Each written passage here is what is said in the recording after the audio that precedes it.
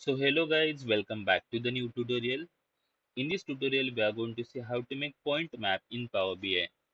So for this tutorial I will be working with this online retail dataset.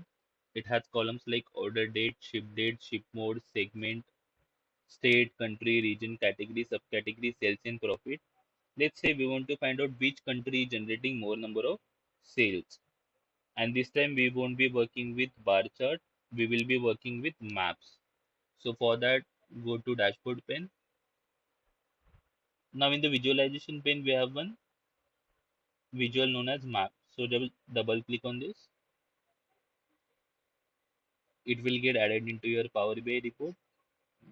Now in the location field, I will put country, and in the sites, I will put sales.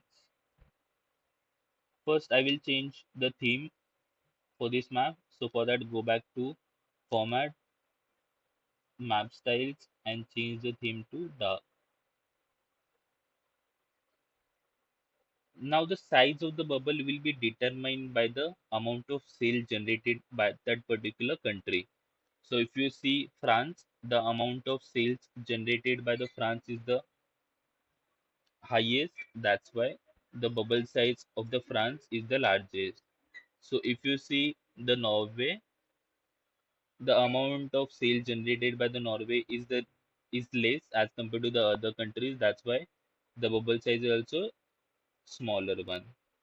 So in this way, one can make maps in Power BI. Thank you so much for watching this video. Stay tuned for more upcoming videos.